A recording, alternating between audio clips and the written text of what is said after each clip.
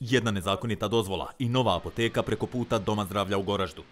Ovu apoteku je 2013. godine želio otvoriti nekadašnji vijećnik Muamer Pezo, nadajući se dobrom biznisu. Ja sam legalista, ja sam član SDP-a. Ipak, dozvolu je dobio od tadašnje kantonalne ministrice zdravstva Gordane Oršolić na osnovu nevažeće i nepotpune dokumentacije, a to je značilo zeleno svjetlo za pokretanje posla u blizini dvije apoteke. Umjesto propisanog geodetskog izmjera razdaljine među apotekama, Pezo je priložio nevalidni katastarski izvod, a pozitivno mišljenje kantonalne komore magistara farmacije potpuno izostavio, ali je ministrica Oršolić ipak potpisala saglasnost za osnivanje nove apoteke. Komora magistara farmacije bilo kog nivoa može samo pričati o onome što je tema njenog djelokruga rada. A to nisu metri, ni kilometri. U katastarskom izvodu je pisalo da su njegova i apoteke Al-Hana i 9. maj udaljene 402, odnosno 403 metra, skoro tačno onoliko koliko su dozvoljavala pravila. Bivša ministrica Oršolić kaže za Cin da nije pogodovala Pezi i da nije znala da katastarski izvod nije bio ispravan. Postoji presuda iz marta 2016. koja kaže da to nije ispravan bio primjer, odnosno nije bio geodetski izmjer. A jesmo mi mogli u tom momentu znati je li ispravan, je li moje ili tuđe da to računa je li ispravno ili nije? Općinski sud u Goraždu je 2016. godine zaključio da katastarski izvod nije mogao biti osnov za izdavanje saglasnosti o osnivanju apoteke. Muamer Pezo je u međuvremenu odustao od biznisa koji su preuzeli supružnici Denis i Adisa Džananović, nastavljajući borbu za dozvole za rad. Došla je nama dokumentacija od gospodina Džananovića. Isti papir koji je bio za gospodina Pezu je u ovu. Pa valjda treba promijeniti ime i prezime. Komora je u međuvremenu angažovala sudskog vještaka geodetske struke, koji je utvrdio da su apoteke u stvari nedozvoljeno blizu. Do Al-Hane je samo 217 metara, a do gradske apoteke 9. maj 337 metara razdaljine. Kada im je kantonalna komora odbila izdati pozitivno mišljenje, supružnici Džananović su se obratili federalnoj komori. Ne zanima me komora magistara farmacije BPK, ja sam član federalne komore i one nam izdaje licence za rad. Tadašnja predsjednica federalne komore Zahida Binakaj potpisala je pozitivno mišljenje, pa ministrica 2015. godine na osnovu tog dokumenta i starog katastarskog izvoda daje Diva Mediki dozvolu za rad.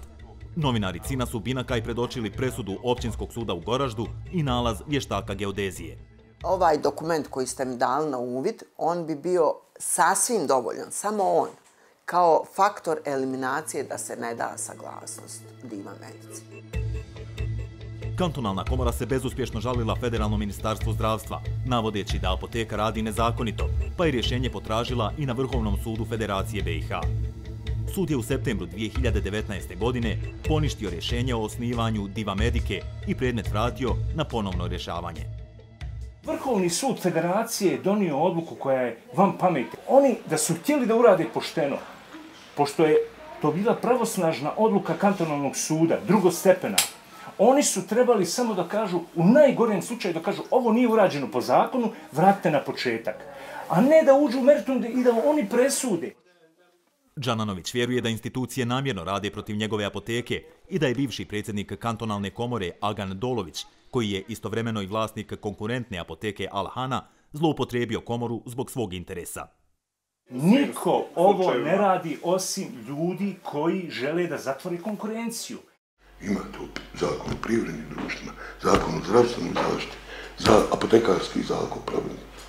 Pa ako sam ja mogao sve ispoštovati, a što se vi u poziciji da ne možete poštovati to? 2 godine nakon presude, kantonalno ministarstvo zdravstva donosi rješenje prema kojem je Diva Medika trebala biti zatvorena. Džananovići se žale, pa kantonalni sud u Goraždu odlučuje da privremeno odloži zatvaranje apoteke.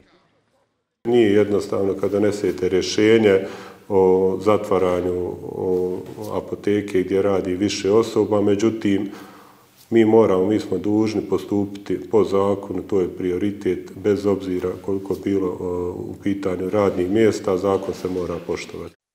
Vi imate niz odluka koji su ukazivali na određene nepravilnosti od samog početka pa do danas, znači do 2021. godine. I mi smo se zaista spremni boriti protiv svih vidova korupcije koji su prisutni u Bosansko-Podrinjskom kantonu Goražde, pa možda i određenim vidovima korupcije koji su bili i u ovom predmetu. Diva Medika i dalje radi, a saradnja sa zavodima zdravstvenog osiguranja u Goraždu i Sarajevu teče bez zastoja. Za mene je bilo logično da, ako u rješenju piše da ne ispunjava uslove za rad, da federalna inspekcija zatvori apoteku i mi kao zavod, ako bi apoteka bila zatvorena fizički, ne bi bilo osoblja tamo, dakle, mi ne bi imali s kim poslovati. Džananovići su pokrenuli upravni spor pred kantonalnim sudom u Goraždu, pa su zavodima i inspekciji ruke ostale svezane. U međuvremenu, apoteka nastavlja da posluje. Od Zavoda zdravstvenog osiguranja Bosansko-Podrinjskog kantona je od 2015. godine naplatila skoro 3,5 miliona maraka na osnovu naknada za lijekove na recept, dok je za skoro 6 godina sa Sarajevskim zavodom prometovala oko 1.200.000 maraka. Uključujući druge poslove, Diva Medika ima godišnji prihod od skoro 1,5 miliona maraka.